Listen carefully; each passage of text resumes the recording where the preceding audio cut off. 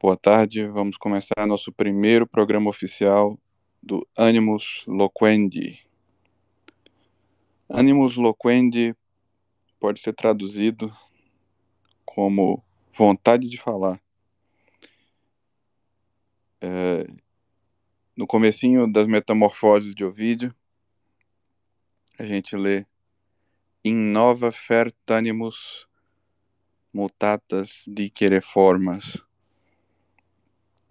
que basicamente se traduziria como me deu vontade de falar das formas que mudaram em coisas novas. Então, o Ovídio diz in nova fert animus, né? Me deu vontade de falar de coisas novas. E no mundo jurídico, muitas vezes a gente vê, né, se falar de animus, de alguma coisa, animus com mais um genitivo, como sendo a intenção, né? A intenção de ofender, a intenção de matar, a intenção de prejudicar, etc.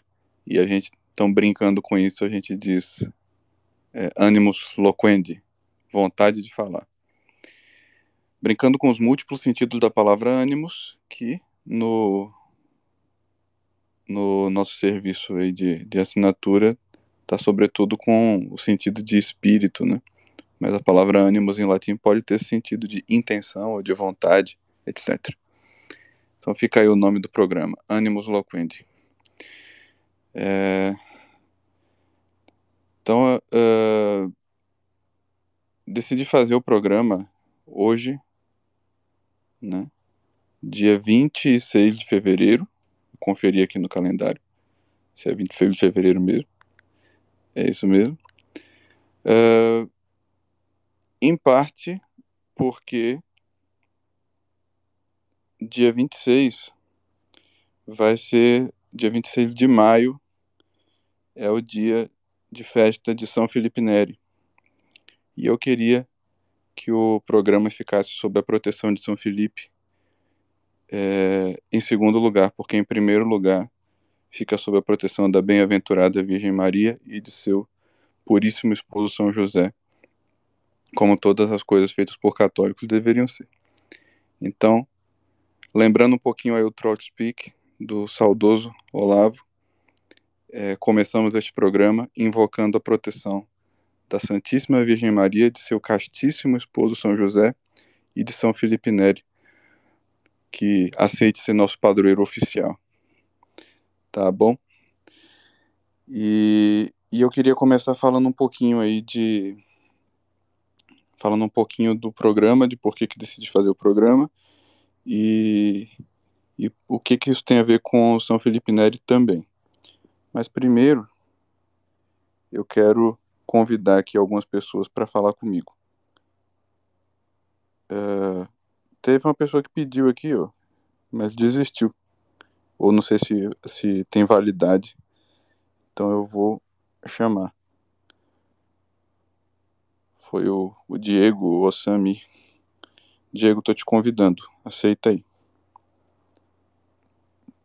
Vou chamar também Miss Maple como co-host.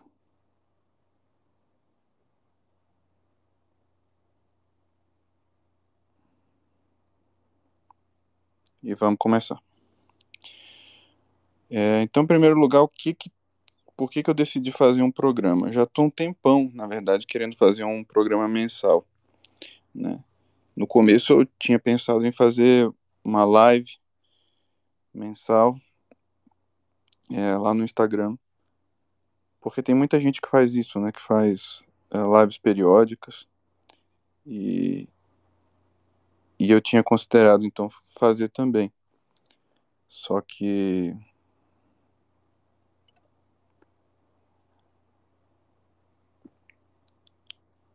eu não queria fazer a live da forma como normalmente ela é feita no Instagram, né?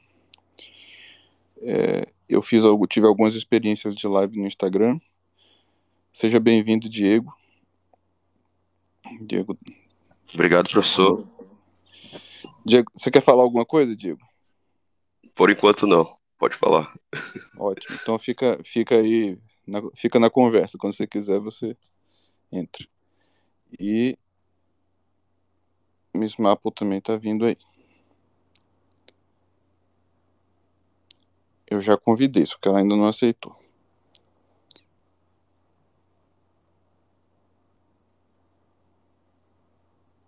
Tá bom. Então vamos continuar. Então eu sempre quis, assim, já faz muito tempo que eu tô querendo fazer uma live periódica. Só que as minhas experiências de live no Instagram foram um pouco problemáticas. Por quê? É um pouco. Como dizer isso? Tem um pouco a ver com a natureza do Instagram, né? Longe de mim dizer que o Instagram é uma coisa ruim em si, que não dá para aproveitar de forma alguma, né? Mas.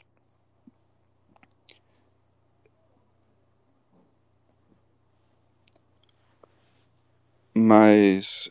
é, eu acredito que o Instagram ele tem muito potencial para ser uma rede social focada em apresentação estética, né? Afinal, ele surgiu para postar fotos e criar experiências, vamos dizer assim, né? Então, é, ele teria muito potencial para isso. Só que o que aconteceu com o Instagram foi que, em vez das pessoas se concentrarem em fazer coisas bonitas, vamos dizer assim, quando eu digo experiências estéticas, fazer coisas bonitas, eu quero dizer em vários sentidos, né? Desde o trato das imagens até nos textos, você tentar escrever coisas que fossem mais literárias e tentar criar um ambiente de beleza geral. Eu acredito que o Instagram tem essa vocação dentro das redes sociais. Mas o sentido para o qual o Instagram foi, né, foi um outro sentido. O, a maioria dos grupos, eu acho uma boa parte dos grupos, pelo menos, foram para o sentido óbvio de produzir o que alguns chamam de soft porn, né?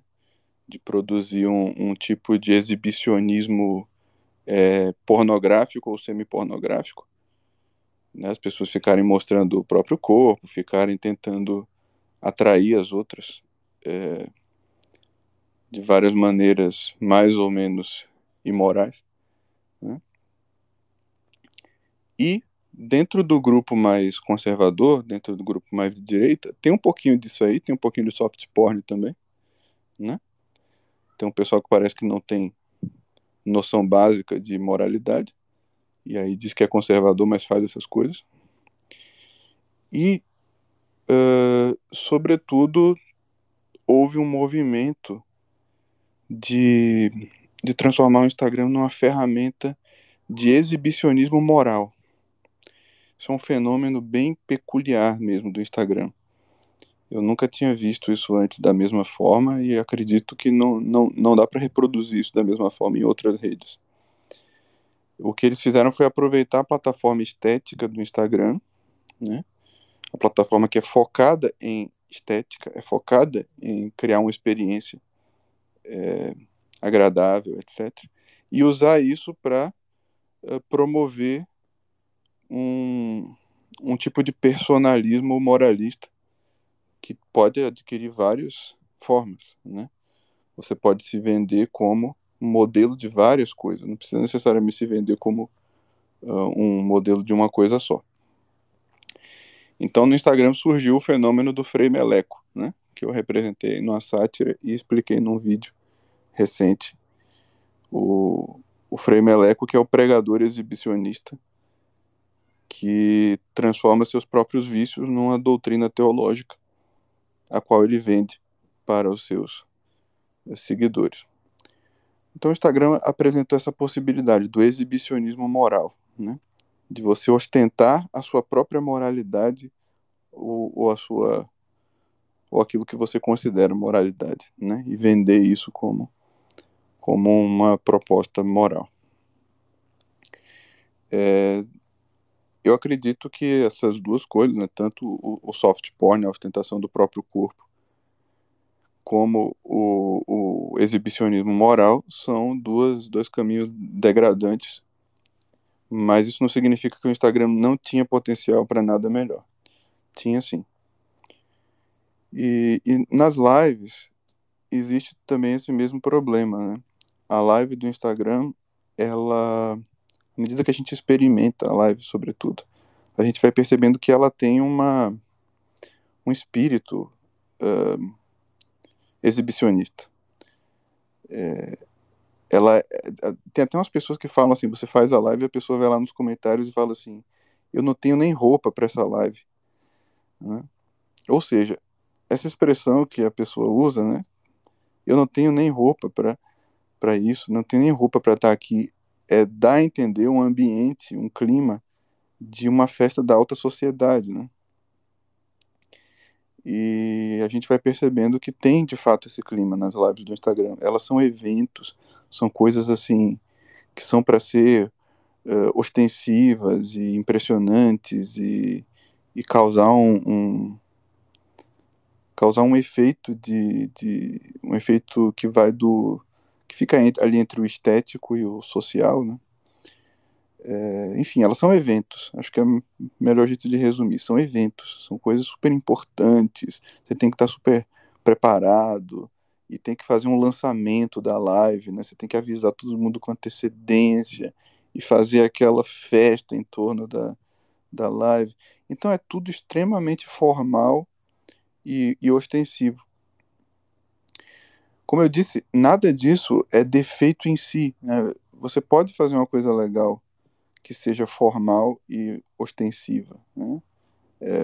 Vai de uma, a gente pode variar entre os adjetivos pejorativos e os elogios, digamos assim.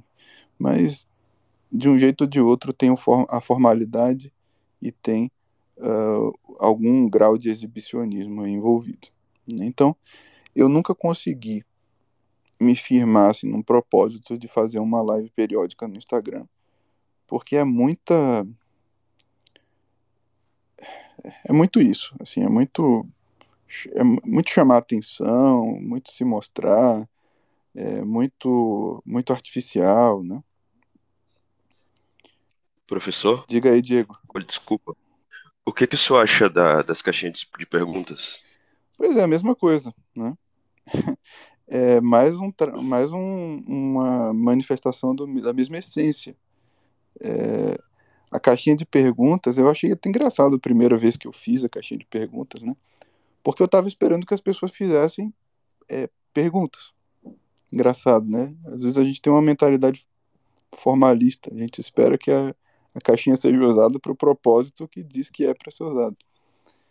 Mas não é o que acontece, né? As pessoas usam a caixinha de perguntas, por exemplo, para contar coisa da intimidade pessoal delas, né?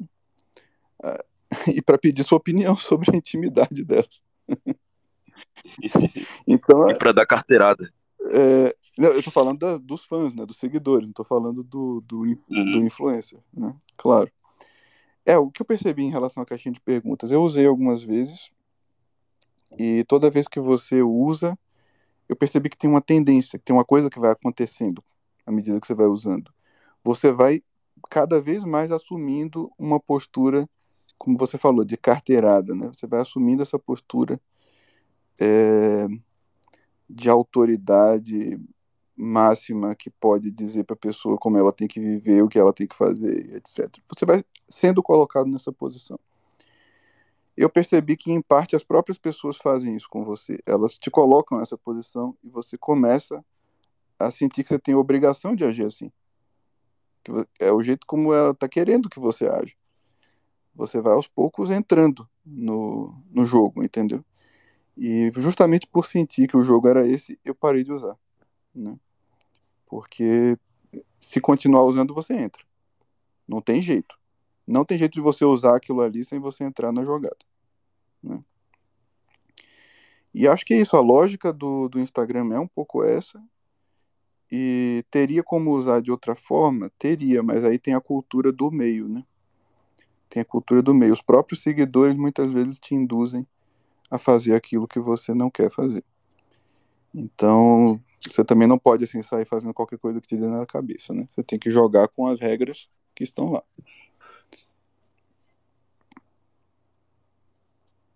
Pode falar. Eu. Não era só isso mesmo. Tá bom.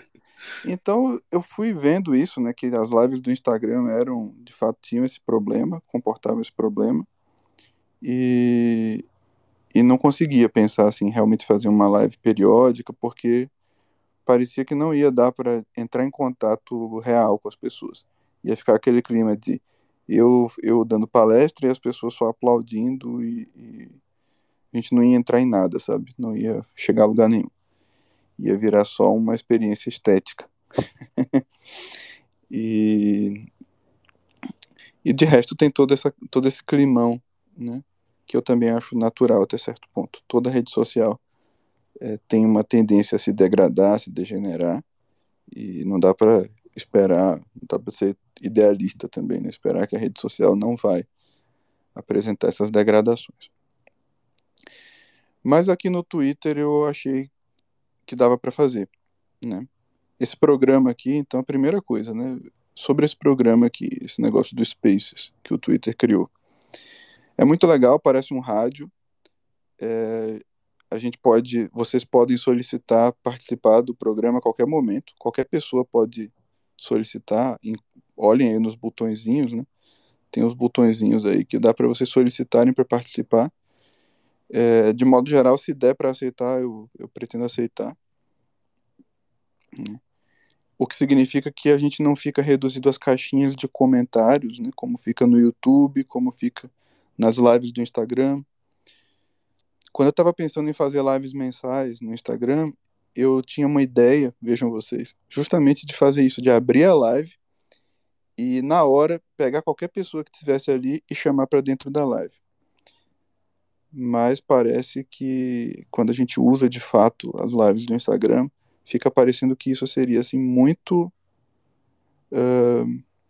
ia ser muito contra a corrente, sabe? Você ia estar quebrando as regras. Não ia parecer suficientemente natural e as pessoas não iam aceitar bem. Mas aqui no Twitter a ideia é essa, né? No Twitter Spaces a ideia é as pessoas poderem falar e participar e aí sair e entrar outra e assim vai. A ideia é mais informal mesmo.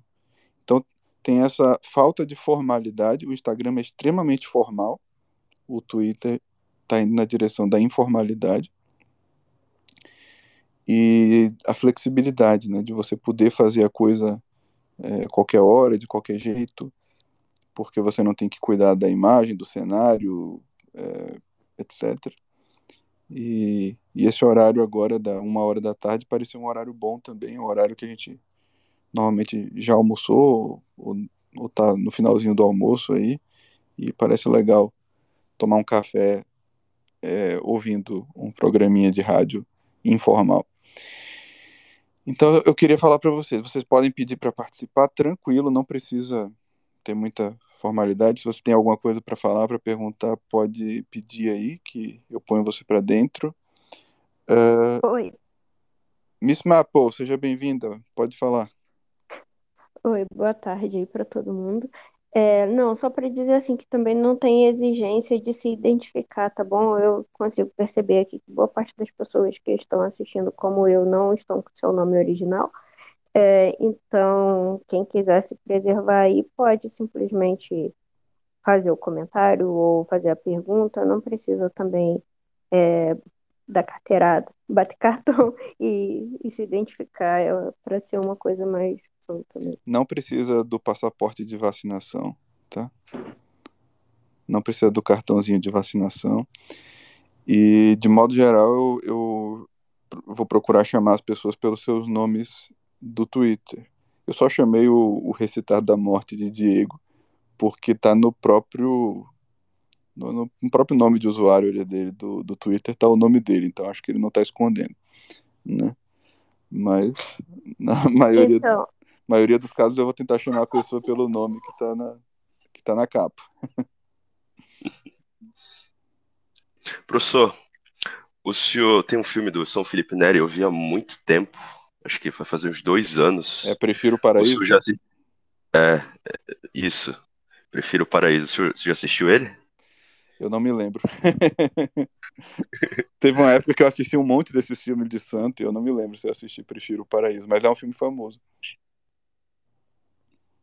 Sim, eu também só lembro de umas criancinhas lá que ele tava, umas crianças de rua, tinha um que tinha uma personalidade forte. Aí eles vão por dentro de uma caverna e tal. Aí ele começa a cuidar das crianças ali. Tem uma parte que as crianças se apresentam pro Papa e ele cria um instituto ali dele para cuidar das crianças, né? Não sei se você se recorda. Eu acho que eu não assisti o filme. Agora que você tá falando, não tô lembrando nada.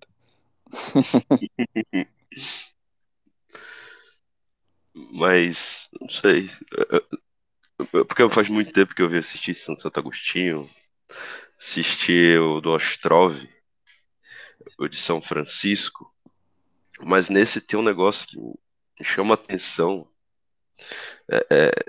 Como é que eu posso te fazer? É como se São Felipe Neri fosse muito parecido com aquelas crianças e ele tivesse a inocência delas, entendeu?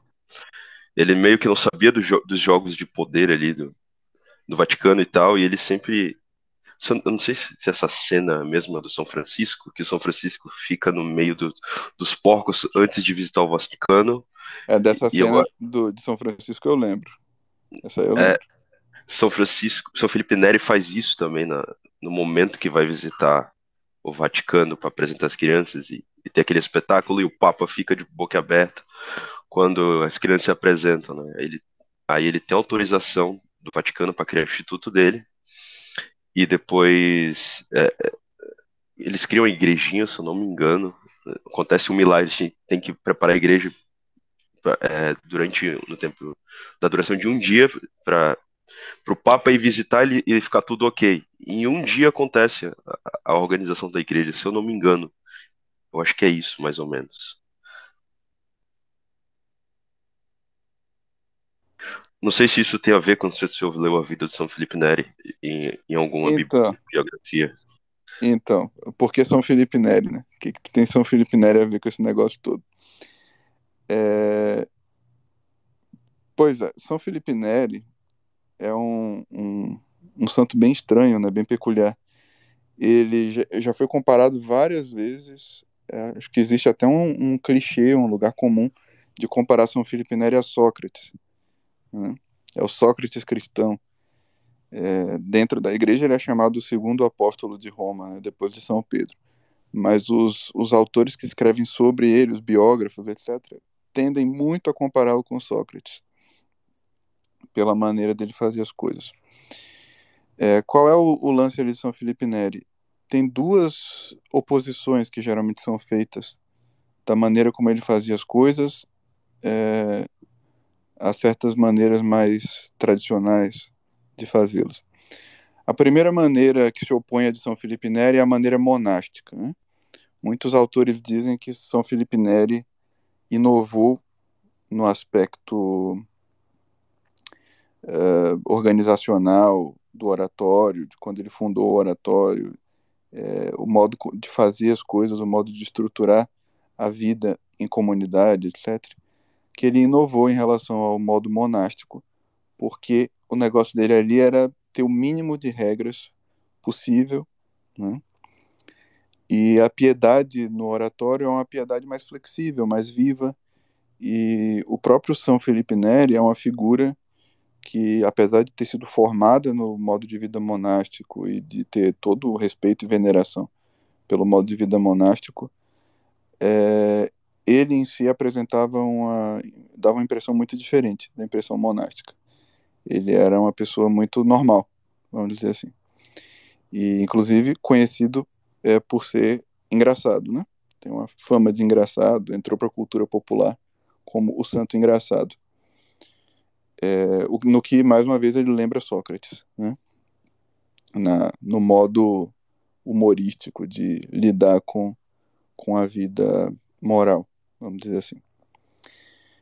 E era uma pessoa normal, uma pessoa que tinha um jeito normal, entrava no mundo, nos ambientes normais do mundo e não tinha aquela solenidade da vida monástica e da apresentação monástica, né? Então isso é a primeira coisa, a flexibilidade, a naturalidade e, e até o humor, né, de São Felipe Neri. Em segundo lugar, São Felipe Neri se opunha, na sua maneira de fazer as coisas, ao pregador, é, ao pregador piedoso e radical, que fica representado num ensaio que foi escrito pelo cardeal John Henry Newman, hoje santo, né, canonizado, São João Henrique Neumann. John Henry Newman caracteriza o seu pai espiritual, São Felipe Neri, em oposição ao pregador Savonarola, né? O qual, aliás, era admirado por São Felipe Neri, mais uma vez, né? Essa diferença de método, essa diferença de apresentação, ela não implica haver uma rejeição categórica do valor dessas outras maneiras de proceder. Implica apenas que foi a que ele escolheu. Então eu acho que tem a ver. Eu acho que tem a ver a maneira de São Felipe Neri de fazer as coisas com também o que eu estou querendo fazer aqui. É por isso também quero pedir a proteção dele. Porque quero justamente que seja algo mais informal, que a gente não entre aqui para falar de um assunto assim, tipo, olha, vamos aqui pontificar sobre a guerra da Ucrânia, né? Vamos aqui dizer qual é a verdade e tal. Não quero que seja assim, não quero que seja um clima de palestra, nem de monografia. E acho que tem uma distinção, então, do modo rígido de proceder, do modo superestruturado de proceder, do modo formal, formalista de proceder, e também do modo de pregação savonarólica, savonaroliana, que a gente encontra, sobretudo, no Instagram. Eu acho que o Instagram tem o Instagram conservador hoje, ele tem uma aura de Savonarola, de pregação, e que o Twitter não tem e não admite. E daí eu achei que a figura de São Felipe Neri representava bem o oratório e o modo dele de lidar com as questões morais, espirituais, intelectuais, etc. Acho que tem a ver. Deixa eu aceitar aqui o Pedro Augusto, que ele está pedindo para entrar. Seja bem-vindo, Pedro. Estou te aceitando aqui, ó. Seja bem-vindo.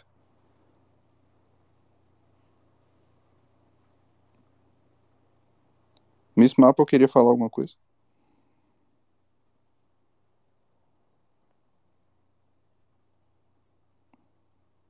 Oi. Enquanto o Pedro entra, eu não sei, às vezes eu tô perdendo aqui uns trechos. Não sei se você chegou a falar o que que é o oratório. Seria bom se você não tiver falado ainda, e falar assim por cima o que que era o oratório, né? E como é que a coisa era feita lá. Eu já estou um tempo tentando entender direito, né, o que é o oratório, porque é bem difícil de entender, na verdade. O oratório é uma comunidade de sacerdotes e que também aceita, pelo que eu entendi, também aceita leigos que não são ordenados, né? E seja bem-vindo, Pedro. Conseguiu agora? Ah, agora consegui. Vocês estavam me ouvindo? Não estava, antes não Ah, estava. perdão, professor. O senhor estava respondendo uma pergunta da moça. Continue, daí eu escuto e falo. Sim. Então, é uma comunidade de padres e leigos, né? E que começou como uns encontros que São Felipe fazia. Ele nem era sacerdote na época. É um encontro que ele fazia com várias pessoas que ele catava na rua, vamos dizer assim, né? E ele ia juntando essas pessoas num salão, num oratório, né? E eles liam alguma coisa, debatiam aquilo que eles tinham lido, rezavam, e era como que no Opus Dei o pessoal fala de tertúlia, né? Uma conversa. E eles faziam esses encontros, essas reuniões, eram como se fosse um grupo de estudos, né? Só que eles não tinham um foco intelectual, não estavam querendo chegar a algum lugar. Não era um grupo de estudos de história, ou um grupo de estudos dos padres da igreja. Eles iam lendo alguma coisa que pudesse contribuir para a edificação geral, discutiam aquilo, alguém fazia uma exposiçãozinha, dava uma opinião e tal. Eles rezavam e iam embora, né? Com o tempo, isso foi se complexificando e foi possível, por exemplo, eles organizarem corais para cantar durante essas reuniões. Então começou a haver uma variedade maior de ação cultural. E o oratório acabou virando um centro cultural mesmo, que você tinha música, tinha oratória, tinha leitura de trechos dos padres da igreja, das escrituras, tinha oração sempre. E então era muito flexível. E aí, com o tempo, essas reuniões foram formando uma comunidade. Essa comunidade se estabeleceu em lugares específicos, começou a viver juntos, né? As pessoas, os padres, os leigos que estavam envolvidos começaram a viver juntos. No entanto, eles não tinham uma regra de vida como é no mosteiro. Eles não tinham todas as coisas em comum, cada um tinha os seus bens, né? E então eles tinham um modo de vida muito mais flexível do que o modo monástico. E, inclusive, esse tipo de organização gerou bastante estranheza no começo, né? Não foi muito bem aceito, assim, no começo, porque era muito diferente do que se fazia. Mas acabou prevalecendo, né? Uma coisa que São Felipe Neri fez questão, por exemplo, é quando o oratório foi formalmente transformado numa instituição da igreja, ele fez questão de que os oratórios fossem autônomos. Então, assim, o oratório de uma cidade não responde ao oratório de outra cidade. Não tem superior geral, né? Não tem hierarquia entre os oratórios. Cada um é autônomo, decide quem é seu próprio superior e faz as coisas do seu jeito.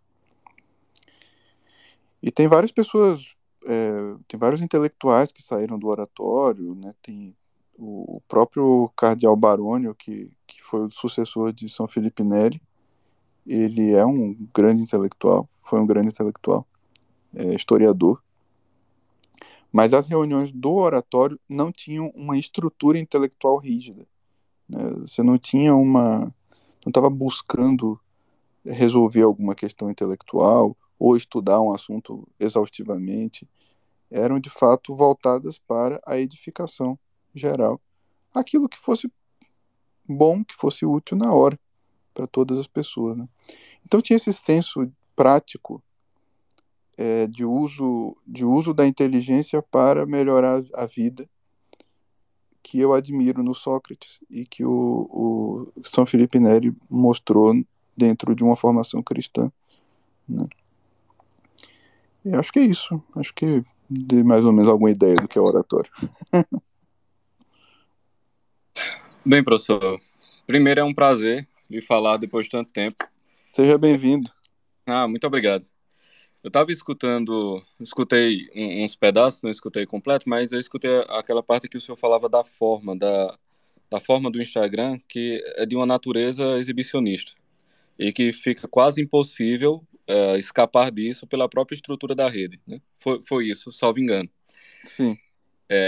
Eu concordo plenamente, né? E a minha dúvida, na verdade, se divide em três, porque como eu estou lá dentro, né, e eu sou o que se chama o produtor de conteúdo, olha que maravilha, né? Mas acontecem algumas coisas lá dentro que eu concordo demais, né? Por exemplo, a live ser uma espécie de espetáculo. Sim.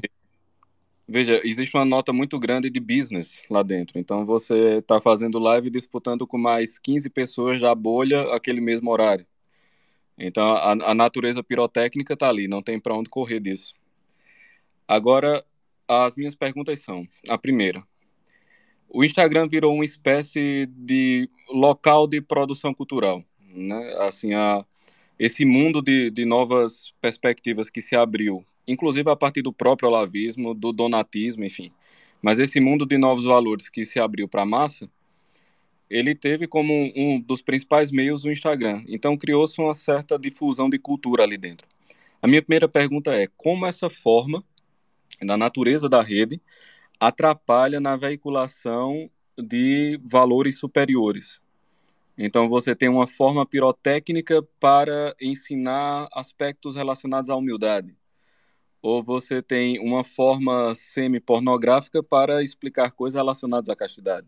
Percebe essa antítese, né? Que eu estou querendo falar. Como é que essa forma atinge os mais variados conteúdos importantes que podem ser veiculados lá dentro?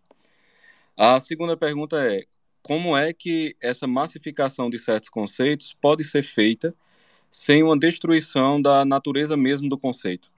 Eu sei que não tem como você massificar sem diluir, mas como essa diluição pode ser feita para, mesmo homeopaticamente, ainda ter uma relação com o princípio geral e não ser completamente desvirtuado no caminho?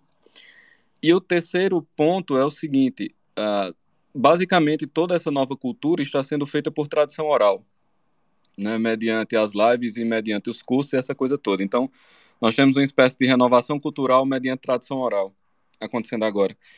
Uh, como é que o senhor enxerga isso no futuro? Aliás, se concorda primeiro com a premissa de que a nova cultura está sendo construída assim, se essa premissa lhe parece razoável ou não, e qual a consequência dela? Então, eu não sei se eu me estendi muito, mas, enfim, são esses 3 pontos. Então, se eu conseguir lembrar tudo direitinho, eu respondo, senão você me lembra depois. Pronto, eu vou ficando por aqui, eu vou lhe dizendo, certo?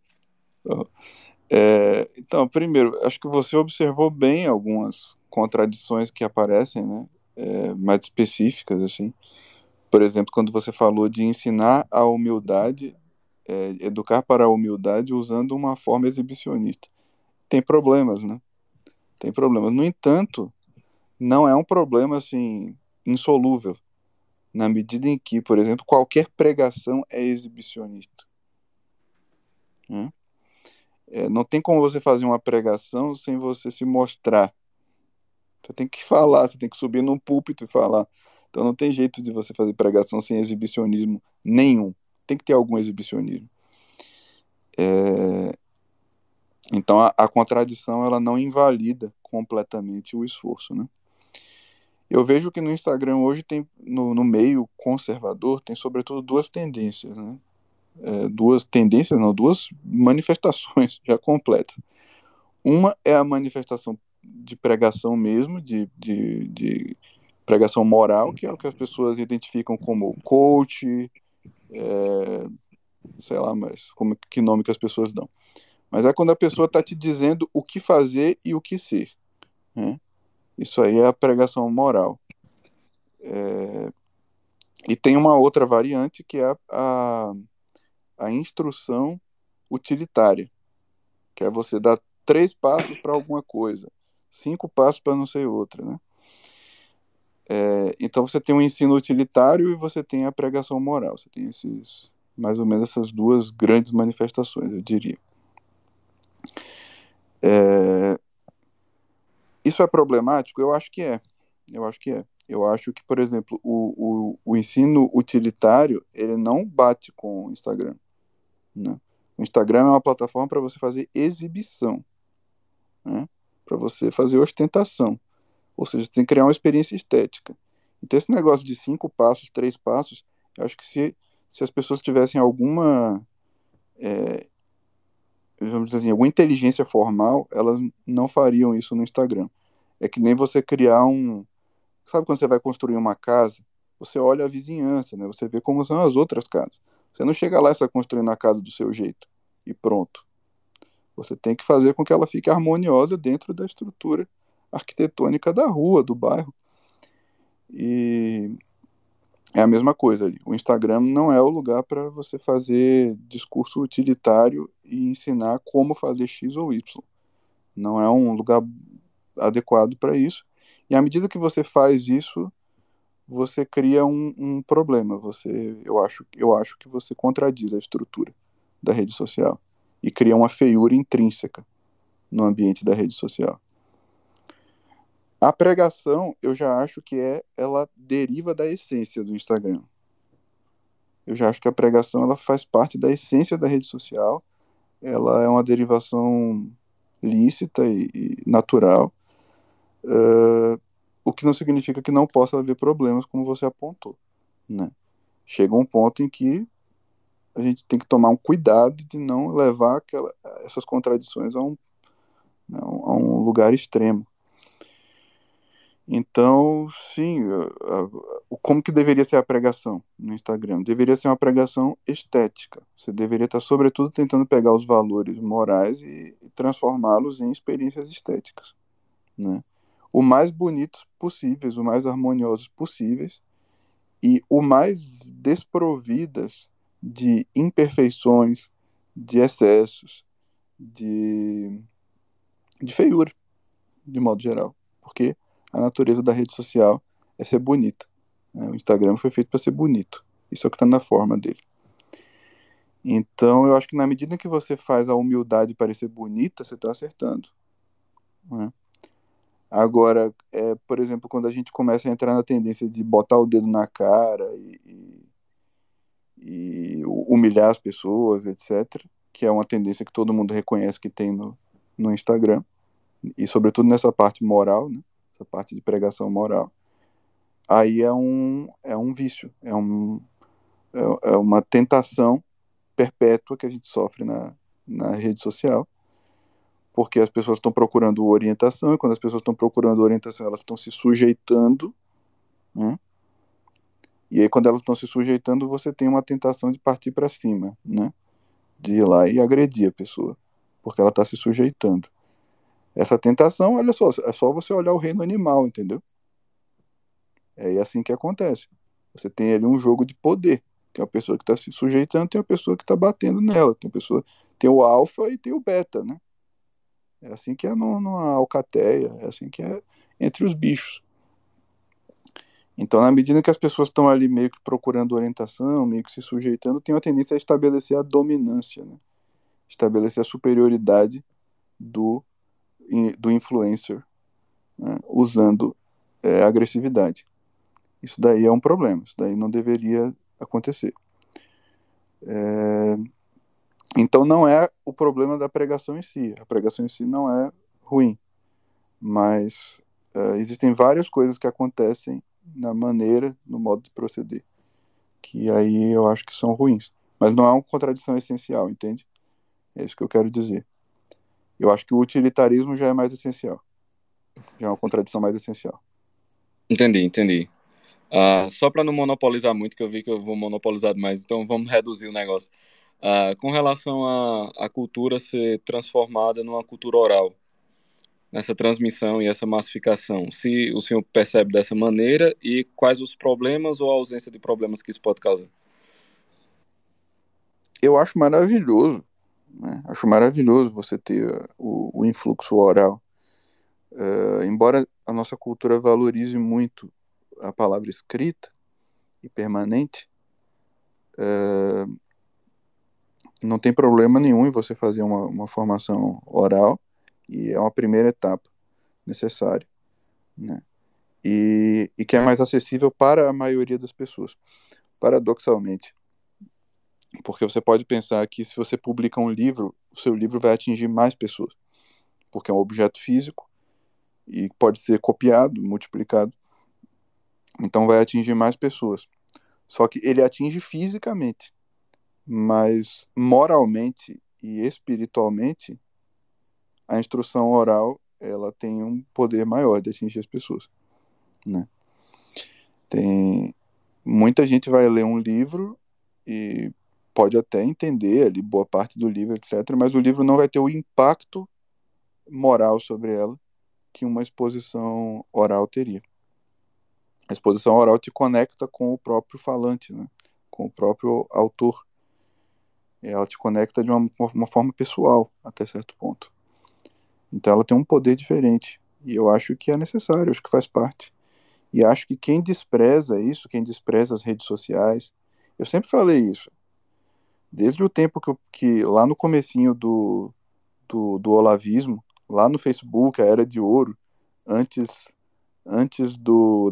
da filosofia ser o inverso, né? Lá na Era de Ouro, que o pessoal falava, rede social não muda nada, vai para a realidade, e não sei o que e tal.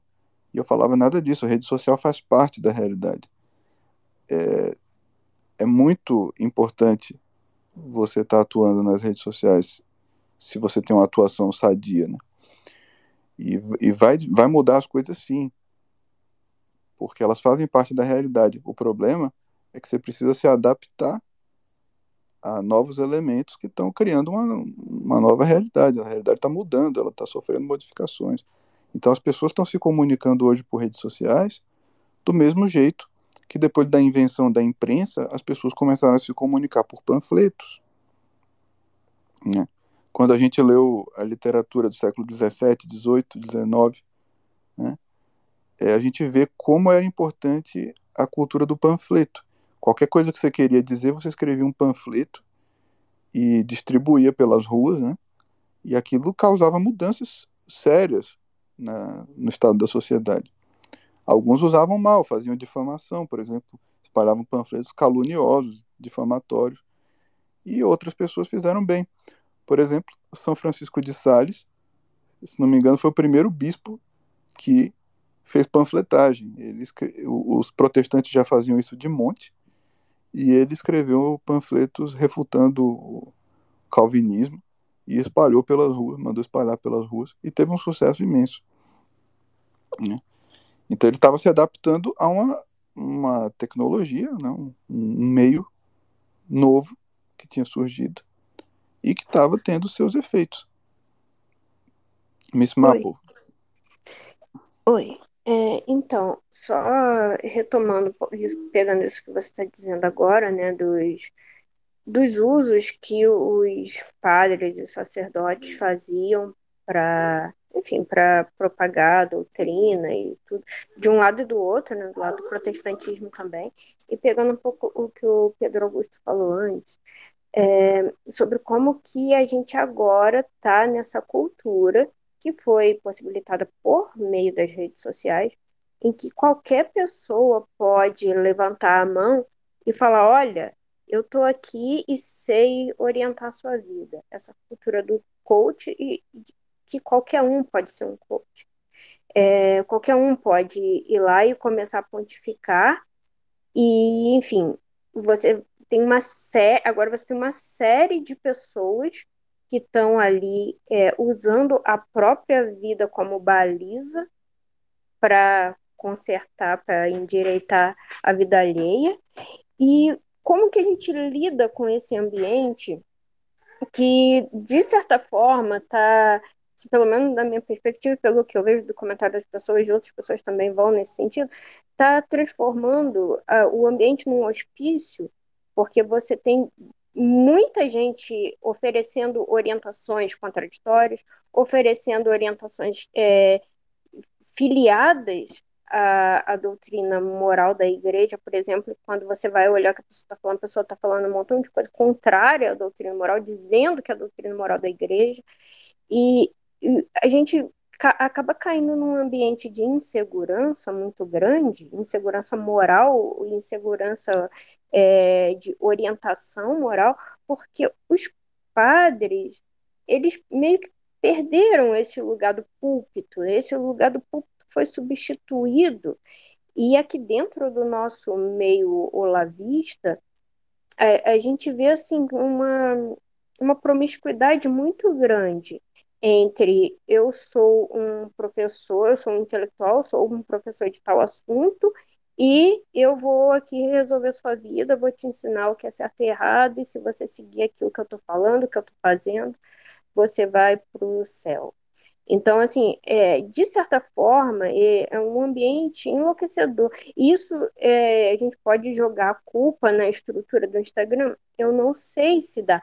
Claro, o Instagram levou isso assim, na máxima potência. A gente está vendo assim, a apoteose desse fenômeno lá.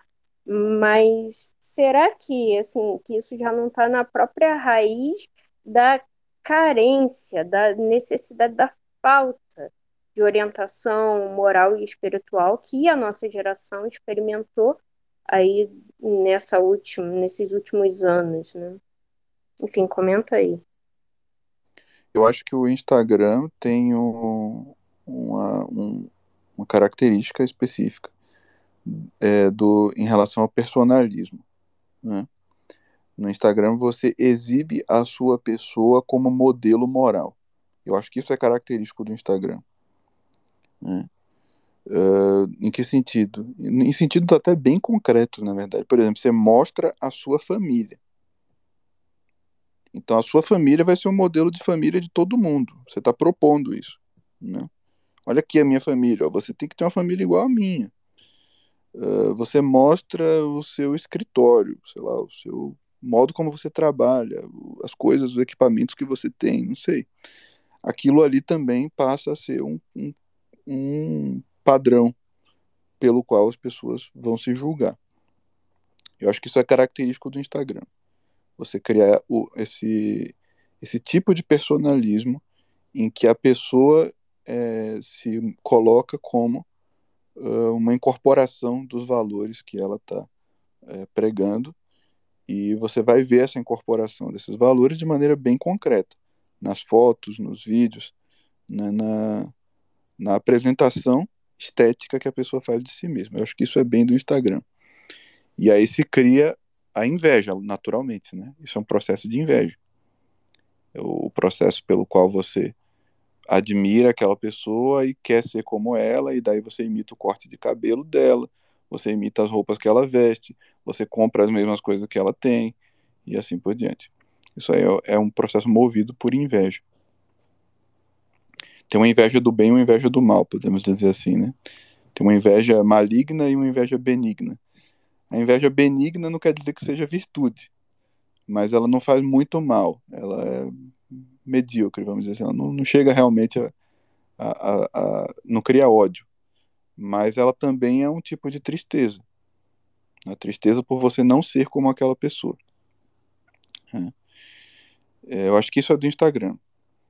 Agora, em relação a gente ter as nossas opiniões sobre moral, sobre religião, sobre filosofia, eu acho que é natural. Você veja, se você voltar ali para Roma Antiga, para a Grécia helenística, por exemplo, você tinha as escolas de filosofia helenísticas, né? O estoicismo, o epicurismo, o cinismo, o ceticismo, a academia, né? Os acadêmicos de Platão, os peripatéticos de Aristóteles. Você tinha essas escolas e a gente lembra das grandes figuras ilustres, que representaram bem essas escolas. Mas havia outros que é questionável se representavam ou não, né? E isso também era criticado, né? Também se levantava. É só você ler lá as sátiras de Juvenal que você vai ver ele levantando invectivas terríveis contra os filósofos das escolas. E justamente dizendo assim, olha, esses caras dizem que eles querem ensinar os nossos jovens como é uma vida moral, só que eles são pederastas, eles são ladrões, eles são ociosos e assim por diante. Então ele está acusando ali os filósofos de uma série de imoralidades, né? E eles estavam ali no papel de ensinar moral também, estavam propondo isso, né? E não raro estavam se propondo como modelos de moral também. E eu acho que isso é natural. Se a gente vai para dentro da igreja, piora, porque o quanto de pregadores, de sacerdotes, inclusive, de monges, que já foram acusados de defender heresias, imoralidades, etc. E estavam na posição de ensinar, né? Então acho que isso é normal, é algo com que a gente tem que lidar mesmo. Não é possível eliminar essa tensão completamente. A gente pode discutir, assim, você na posição de coach ou de algum outro tipo de pregador, de professor de alguma coisa, você nessa posição, o que você pode fazer, né? Você tem que tomar consciência de alguns elementos do seu trabalho, daquilo que você está fazendo, daquilo que você está propondo fazer em público. Por exemplo, você tem que tomar consciência de que quando você dá uma opinião, é a sua opinião. É a sua, é você que pensa isso. Não é a opinião da igreja, não são os santos padres, né? Se a pessoa não concordar com a sua opinião, isso não significa que ela é qualquer coisa de que você queira acusá-la, entendeu? Que ela é um herege, que ela é que ela é burra, que ela é incapaz, que ela, sabe?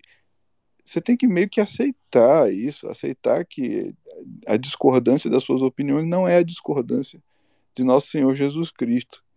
As suas opiniões são suas opiniões, cara. Você está criando ali né, a sua doutrininha e reze para que ela não esteja errada.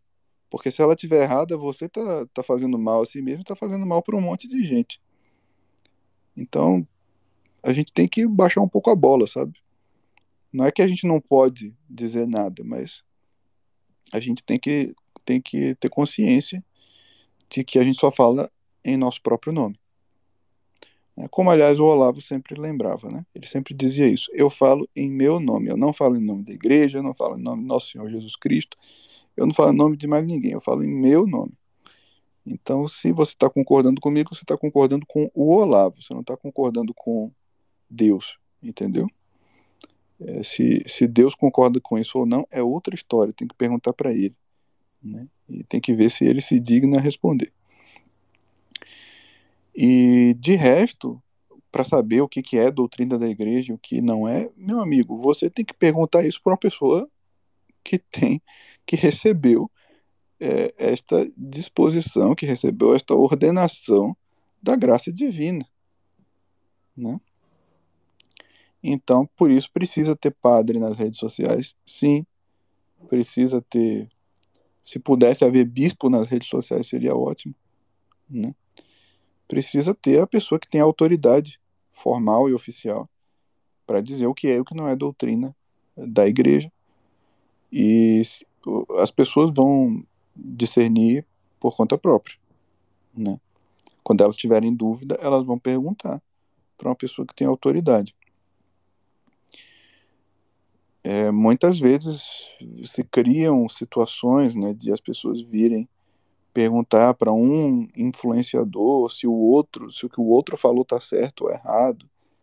A gente tem que estar ciente de que quando um influenciador fala está certo e o outro fala está errado, nós temos uma discordância de opinião entre um influenciador e outro influenciador. Nenhum dos dois fala pela igreja. Percebe?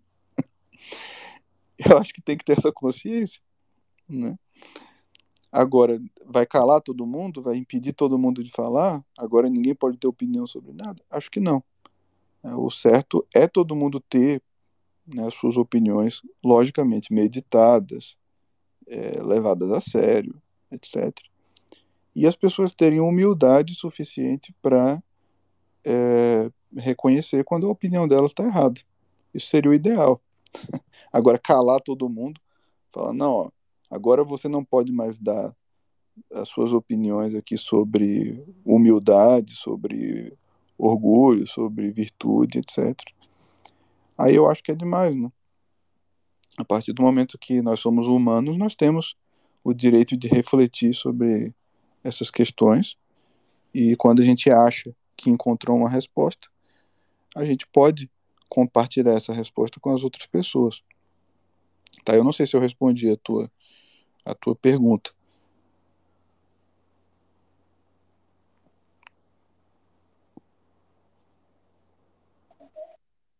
Oi. Pausa para os comerciais. Pausa para... Eu demoro um pouco para conseguir. Pode falar.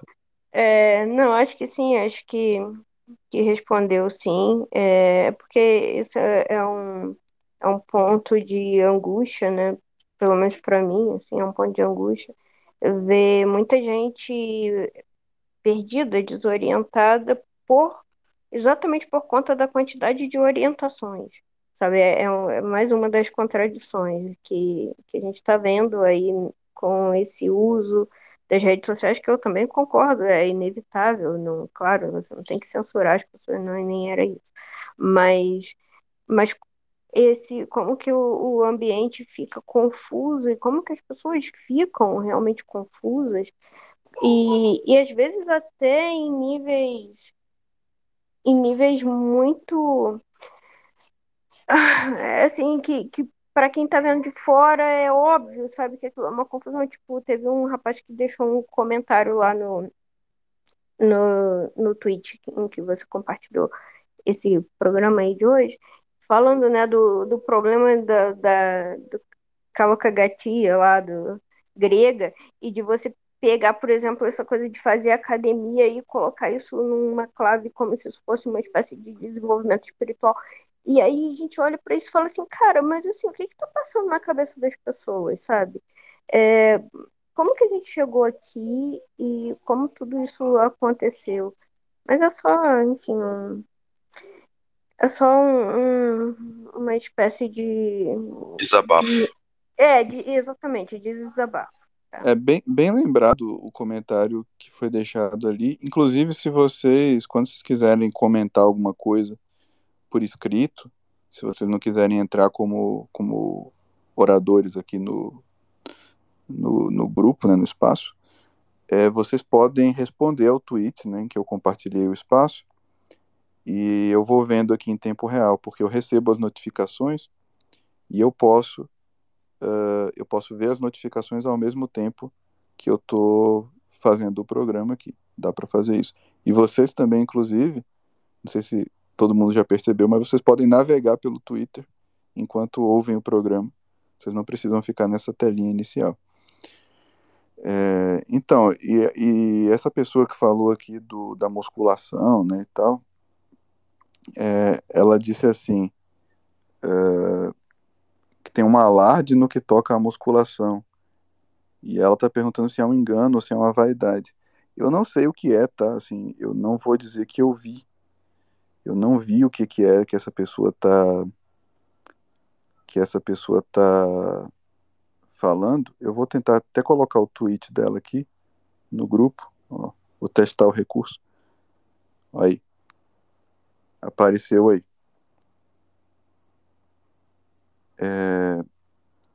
Olha aí o que ela falou. Pelo que eu entendi, tá, o que essa pessoa está dizendo é que tem pessoas no Instagram, tem um movimento agora no Instagram que está dizendo que a musculação é um tipo de disciplina espiritual, né? Que a musculação faz alguma diferença na vida espiritual. Daí, mais uma vez, só lembrando a vocês, né, você pergunta para um influencer se está certo ou errado. Eu estou meio que nessa posição, né, de influencer, estou sendo perguntado se está certo ou errado. Eu digo a minha opinião. Se isso daí é certo ou errado mesmo, é outra história. Mas, assim, é uma coisa que me parece óbvia, né? Me parece evidente. Tem até um trecho numa carta de São Paulo em que ele diz assim: o exercício físico faz um bem insignificante, faz pouco bem ao homem. O exercício espiritual faz um grande bem. Então ele faz um contraste, uma oposição entre uma coisa e outra, né? E esse trecho já foi citado várias vezes aí na literatura espiritual, mais ou menos nesse sentido, né? De que o homem devia se preocupar com a alma e não com o corpo. E você criar uma obsessão pelo corpo, dizendo que isso daí contribui para a alma, para mim parece obviamente problemático. Obviamente, se tem gente defendendo isso, para essa pessoa não parece, né? Então, o que dá para a gente fazer? Dá para a gente dizer, olha, na minha percepção, na minha opinião, isso não tem nada a ver. Quando a gente pensa que o homem é obcecado pelo próprio corpo, né? O homem carnal é obcecado pelo próprio corpo. Então ele se preocupa muito em alimentar o corpo, em cuidar da saúde do corpo e etc. E o homem espiritual, tradicionalmente identificado com os monges, com os santos, né? As figuras tradicionais que exemplificam a vida cristã para o homem.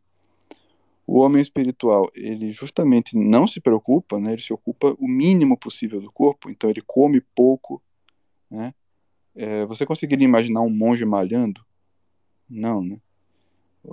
O que o monge faz? Ele trabalha, trabalho físico, muitas vezes, mas trabalha. Trabalha quer dizer que ele usa o corpo para fazer uma coisa que está fora do corpo, para atingir uma finalidade exterior ao corpo.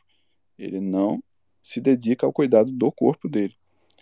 Então você converter uma atividade que tem como objeto a saúde do corpo, você convertê-la numa disciplina espiritual, parece que é você juntar os contraditórios, né?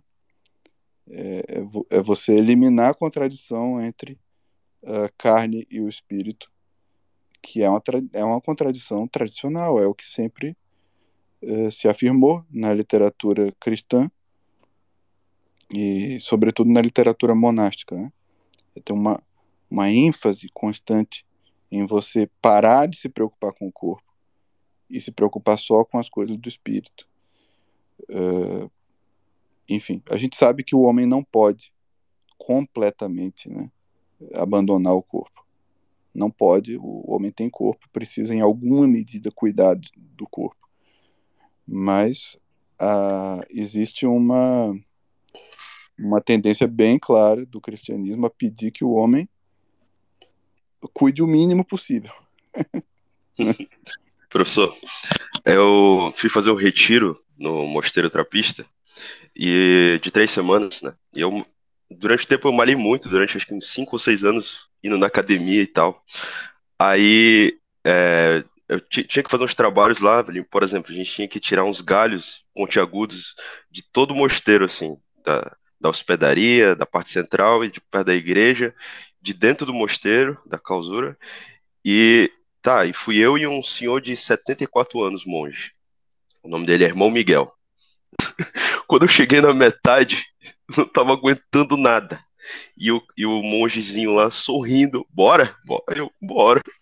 E a gente indo, colocando tudo aquilo dentro de um saco. Na verdade, estava organizando tudo. Aí no dia seguinte a gente tinha que colocar tudo dentro de um saco. E no final a gente tinha que queimar.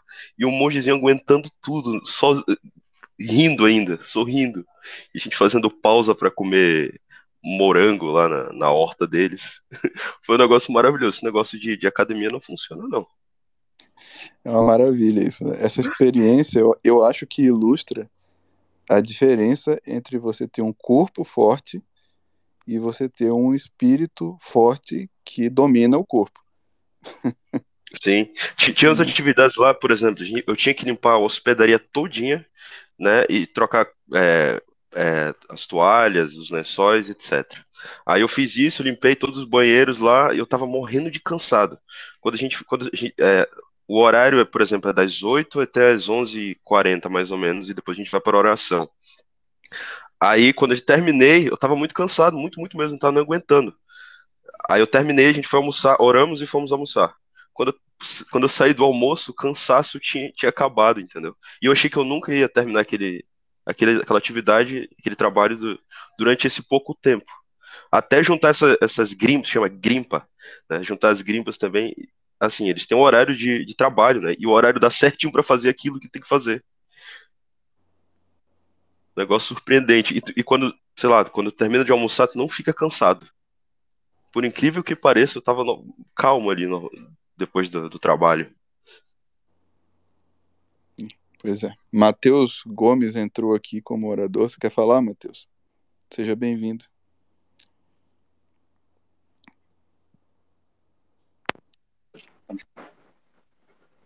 Alô? Oi, Matheus, estamos te ouvindo. Beleza. O microfone estava um pouco quebrado. Eu só queria voltar um pouquinho no tema da beleza que você tinha falado, que o Pedro Augusto ele tinha perguntado antes sobre a tradição escrita e oral, e a vantagem da tradição oral é que você consegue ver a pessoa que está ali. E o que eu vejo é que muitas pessoas hoje em dia tentam expor a sua própria vida como uma vida bela, seja para dar credibilidade, para, enfim, não vem ao caso de intenções. Mas quando você fala de que o Instagram tem uma vocação para expor beleza, é nesse sentido, da vida da própria pessoa, ou seria beleza estética no sentido de obras de arte? Não entendi direito o que você falou sobre isso. Eu acho que eu procuro ser o menos restritivo possível, né? Mas o que eu posso dizer? Eu acho que ao expor a sua própria vida, existe um risco muito grande de você passar dos limites, certo? É algo que a gente deveria ter muita cautela em fazer.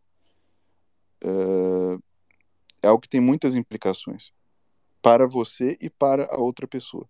Tem muita coisa que tá acontecendo ali que você mesmo não admite, entendeu? Tipo, por exemplo, quanto desejo tem ali seu de ser louvado ou de ser visto, mesmo que silenciosamente, como uma pessoa boa ou melhor do que as outras.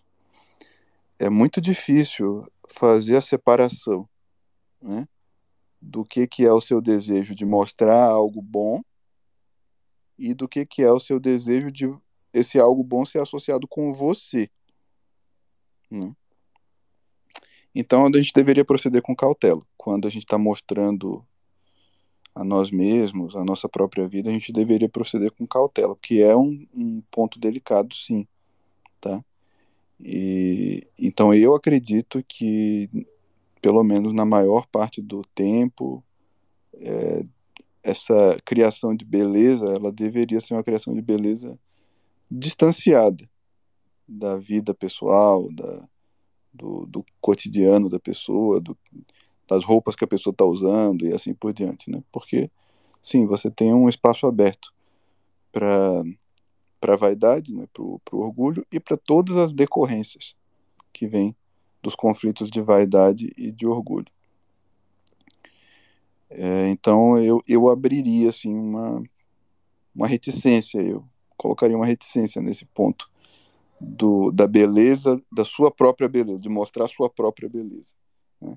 Se a sua própria beleza ainda por cima, a beleza do seu corpo, aí nós temos um problema bem sério, né? Bem sério.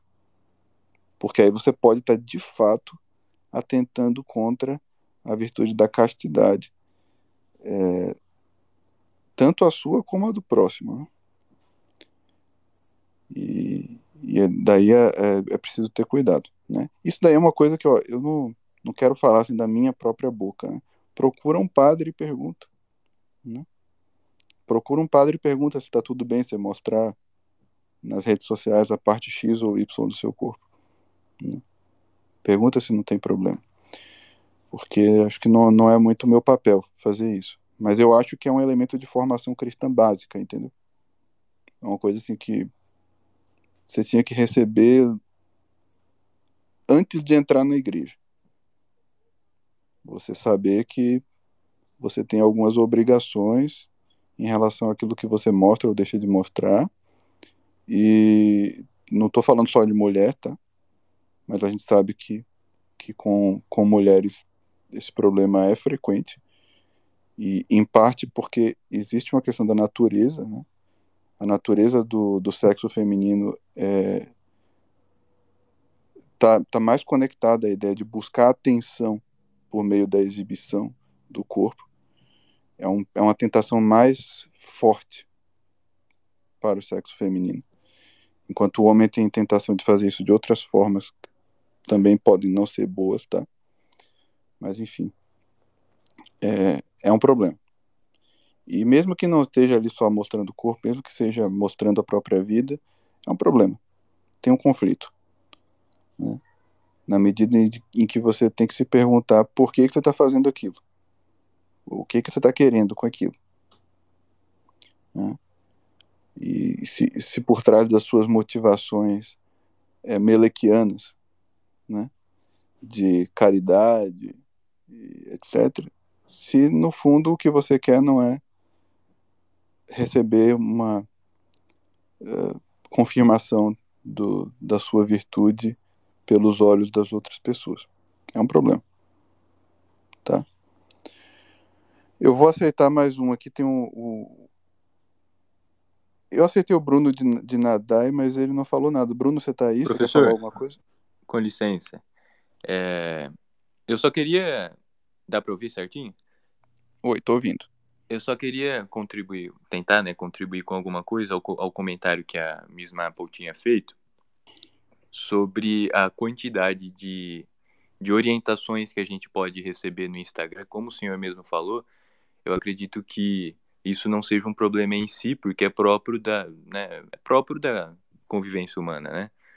Mas eu falo assim, uma das soluções que eu encontrei para isso, que eu também já me vi angustiado por isso, é você justamente reduzir as pessoas que te fazem influência no Instagram, porque isso é uma escolha sua, no fim das contas, né? Então, é comum você ver as pessoas, assim, assistirem 200 stories por dia, né? De 200 pessoas, mas isso é uma coisa que você escolhe, né? Então, não há, não há mal em você decidir, olha, eu eu acredito que o que essa pessoa me fala não seja o certo, né? Ou enfim, não cabe na minha vida, então simplesmente eu não vou acompanhar, porque é fatal, assim, se você fica acompanhando a pessoa, você acaba absorvendo de alguma forma, né? Aquilo que ela está orientando. Então, vai muito, eu acredito que vai muito da própria decisão da pessoa mesmo, né? De ser mais, de ter um contato mais consciente, né? Com essas pessoas que podem te Perfeito, influenciar. perfeito, concordo inteiramente com você. Eu só diria que, sim, a gente pode reduzir a exposição, por outro lado, não significa que a gente não vai sentir o efeito em nenhuma medida, porque essas coisas viram cultura, né? Então, às vezes, pelos seus amigos próximos, por pessoas do seu convívio, você vai Sim, sentir os exatamente. efeitos, né? Exatamente. Para mim, essa questão da musculação também é isso. Eu nem sei o que é que estão falando, se alguém está falando. Só chegou a mim por meio desse seguidor, né? O Eduardo está falando isso aí, eu estou respondendo a ele, né?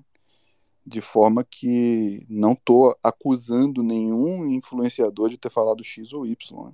Estou respondendo aqui ao que ele está dizendo e ao que eu ouvi de outras pessoas. Então eu estou respondendo à compreensão que algumas pessoas tiveram de seja lá o que for. Eu não sei qual é a fonte, não sei de onde veio e, sinceramente, também não quero saber. Não me interessa. Vou chamar mais uma aqui, nós estamos nos encaminhando para o fim da nossa transmissão, mas vou chamar o Emílio. Se der tempo, eu chamo a Laís também, que está aí pedindo, está solicitando aí.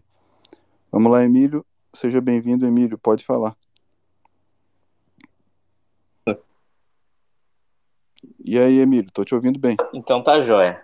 Não, eu queria fazer uma pergunta assim, que diante de tudo isso que o senhor falou, a gente tem que ser assim, muito astuto, né, na hora de participar, de usar uma rede social, né?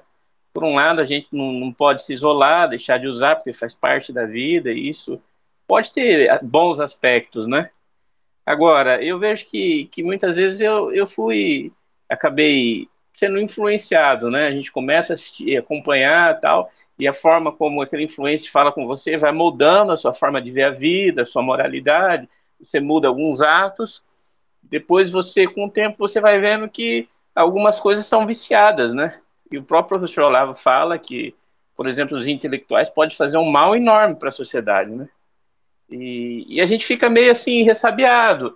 Eu tenho acompanhado agora uma pessoa que tem me influenciado, um exemplo, né, que fala sobre a doutrina, tal, sobre moralidade, só que você fica com o pé atrás, né? Será que ele tem boa intenção, né? Como ele não tem essa autorização da igreja, ele não é um padre, não é um sacerdote, a gente não sabe se ele está falando com boa intenção, se no final ele não vai querer desviar para você para um caminho, se ele não pode fazer mal, né? Então, minha pergunta era assim: Olha, o que a gente pode fazer, né, para ser mais esperto, a gente estar mais preparado, para a gente tirar o que é bom, né? o conselho que eu te dou é você ouvir a pessoa como uma pessoa. Ou seja, ela não representa nada. Aquilo ali são as conclusões dela, né? Recomendo que você faça isso comigo, inclusive, né? Evidentemente. São as conclusões dela, sair da experiência dela, do conhecimento dela. Se aquilo parece estar te fazendo bem, se aquilo parece estar te tornando uma pessoa melhor, né? Você vai cuidadosamente absorvendo, mas cuidadosamente, porque nós todos somos seres humanos, nós todos podemos errar, né? E nenhum indivíduo, seja ele católico, seja ele, se você for protestante, está seguindo aí um influenciador protestante, seja o que for, né? Seja um ateu moralista aí que está fazendo coaching, não sei. Mas seja o que for, ele não é um representante da verdade ou de uma instituição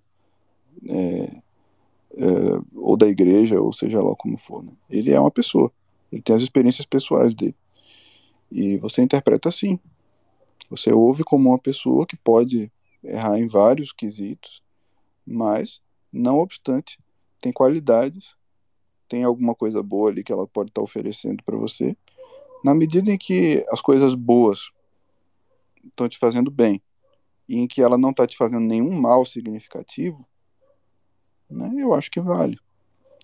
Agora, à medida que você percebe que você está recebendo uma influência muito ruim, e é uma influência que você não consegue conter, vamos dizer assim, aí já entra na questão de se você tem o direito moral de continuar acompanhando essa pessoa, apesar de ela estar tendo uma influência negativa sobre você, né?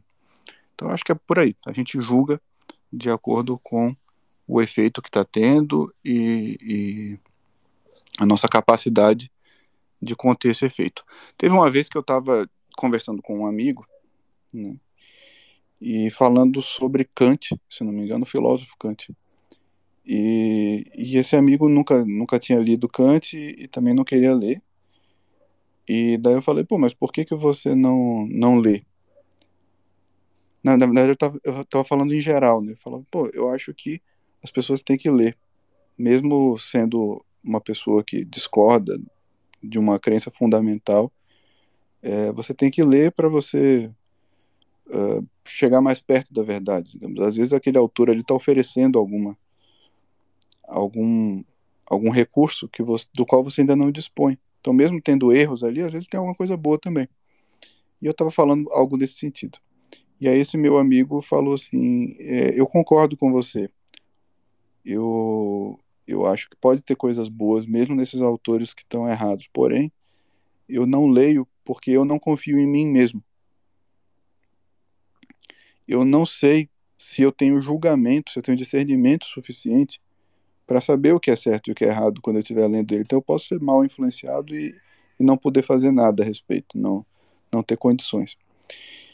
E eu fiquei impressionado com a humildade do juízo dele, né? Até porque contrastava muito com a minha arrogância, a minha arrogância intelectual naquela ocasião.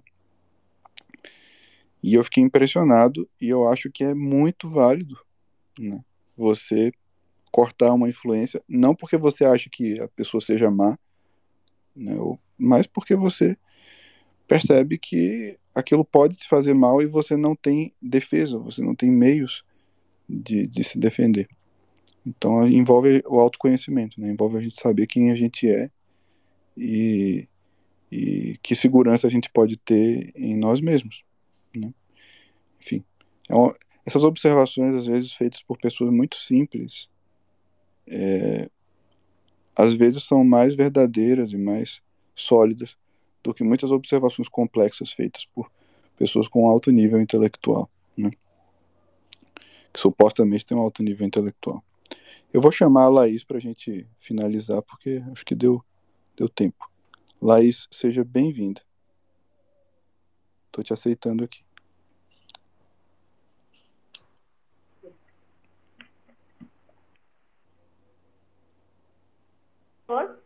Pode falar. Pode ativar o seu microfone. Falcão, eu gostaria de saber... Estou te ouvindo, Laís. Eu gostaria de saber se você tem algo a dizer sobre as técnicas de marketing que parecem ser uma espécie de método de manipulação, como, por exemplo, gatilhos mentais, porque eu percebo que não há um questionamento hoje sobre a moralidade das técnicas, mesmo no meio, principalmente, né? Porque essas técnicas estão entrando cada vez mais no mundo conservador e cristão. É isso. Muito bem. Sim, é verdade. Eu estava lá no começo, vamos dizer assim. Eu cheguei até a estudar consideravelmente essas técnicas. Na verdade, eu estava estudando essas técnicas muitos anos antes de começar toda essa onda de marketing digital. Tá? Teve uma época até que eu pensei em abrir uma agência de publicidade digital, numa época que nem ainda tinha nada disso. não tinha cursos online, não tinha nada disso. E eu estava cogitando trabalhar com marketing. O que a gente percebe? Existem autores melhores e piores, né? Essa disciplina ela veio praticamente toda dos Estados Unidos, que é um país que já faz um tempo que não tem muita noção de moralidade, né, pública, né? Então essas disciplinas muitas vezes elas não incorporam nenhuma moralidade muito rígida, digamos assim, para dizer o mínimo. Algumas vezes esses autores apresentam algum senso moral. Eles, por exemplo, algumas vezes eles dizem, olha, isso aqui é demais, vamos tentar fazer a coisa de um jeito que beneficie o próximo. Algumas vezes eles vão nesse sentido, né? Mas o que eu posso dizer é o seguinte, é um lamaçal. Às vezes tem coisa boa e às vezes tem muita coisa ruim. E não tem jeito seguro de estudar isso. O que você precisaria fazer seria assim, um processo constante de reflexão, de meditação, de exame da validade daquelas coisas. E, sobretudo, você precisaria ter uma base moral muito boa, né, antes de ter contato com essas coisas. Porque tem coisa que está errada em si mesma, tá? Você fala de gatilhos mentais, por exemplo. Será que está certo eu induzir uma pessoa, eu conscientemente induzir uma outra pessoa a sentir medo para ela comprar um produto meu? Será que está certo isso? Será que isso não é um atentado contra a caridade? Será que isso não é um atentado contra a outra pessoa? Será que eu não estou violando os direitos da outra pessoa, os direitos humanos, né, da outra pessoa? Direito que a outra pessoa tem ao meu amor, à minha bem-querência, ao meu respeito. Será que eu não estou violando isso? Eu acho que a maioria das pessoas, se colocar as coisas assim nesses termos, se parar para pensar, vai responder que sim, que está violando. Eu acho, tá? Você induzir a outra pessoa a comprar o teu produto baseado nesses sentimentos como medo, vergonha, etc. Eu acho que na maioria dos casos, se as pessoas pensassem, elas chegariam à conclusão de que é errado. Só que não pensam, né? Não colocam essas coisas em questão. Mas eu acredito que se colocassem, chegariam a essa conclusão. E tem outras coisas que já não são tão óbvias, tá? Por exemplo, uma coisa que está na base da atividade empresarial, que é a busca do lucro. Será que é uma coisa realmente boa, que é uma coisa moralmente aceitável, você desempenhar uma atividade profissional, não sei quantas horas por dia, 12, 16 horas por dia, sei lá, em que o que você quer é tirar o máximo de dinheiro possível? Será que não tem problema? Será que não tem conflito? Tá? Então, o modo como eu aprendi a interpretar o Evangelho de Jesus Cristo, né, me induz a pensar que quando ele diz que você não pode servir a Deus e ao dinheiro, um trecho famoso, ele está dizendo justamente que você não pode fazer isso. Que você não pode fazer uma coisa com a finalidade de ganhar o máximo de dinheiro possível. Você não pode. Que se você tentar ser amigo de Deus e do dinheiro ao mesmo tempo, ou seja, se você tentar ficar pensando em dinheiro, tendo como finalidade das suas ações o dinheiro, e ao mesmo tempo ser um bom cristão, que você vai fracassar. Me parece que é isso que ele está dizendo. Né? Então existe essa questão. Você trabalhar pelo dinheiro em si mesmo é um pecado, vai levar você para o inferno? Eu acredito que não, né? Não tem um pecado mortal de trabalhar por dinheiro. Porém, no fundo, o que você está fazendo ali é estimular uma tendência sua, que é uma tendência ruim, é uma tendência pecaminosa. E é o que a tradição católica chama de pecados capitais. Você tem um pecado capital, que é a avareza, que consiste justamente em fazer as coisas para ganhar dinheiro. Então, se você passa um tempo da sua vida só fazendo coisas para ganhar dinheiro, você está cultivando a avareza dentro de você. Essa é a minha interpretação, tá? Então, existem coisas que são erradas em si mesmas e existem coisas que não são erradas em si mesmas, porém, de certa forma, estão conduzindo ao erro e aumentando a probabilidade de você acabar cometendo um erro mais grave. E, no mínimo, estão te afastando de Deus, estão te afastando do bem, né? Estão te afastando do que você devia ser. Então, eu acho que a questão é bem complicada, mas eu tentei dar uma resposta. Então, de forma geral, eu diria que, sim, tem vários problemas envolvidos na questão. E não, ninguém está abordando esses problemas. Não vamos tentar descobrir porquê agora, né? Mas até hoje eu não vi ninguém discutindo esses problemas de forma mais profunda. Porém, existem e algumas pessoas percebem. Pelo menos começaram a perceber, né? Como você mesmo parece estar percebendo. Mas você perceber que tem alguma coisa fedendo, né? Tá fedendo. Então, a gente precisa ver de onde que tá vindo esse fedor, né? Acho que é mais ou menos por aí. Tá bom? Então, acho que é isso. Só notando que como eu disse, eu me envolvi bastante com isso, estudei isso e tal. E então não estou falando assim também como quem só viu de longe. Eu estudei a coisa quase profissionalmente, né? Então eu vi muitas coisas que inicialmente eu não vi problema nenhum e mais tarde eu comecei a achar que tinha problema, né? E aí aos poucos fui me afastando de algumas coisas. E eu acho que é por aí, é o que a gente tem que fazer, né? Emílio, você quer dizer alguma coisa? Estamos finalizando já.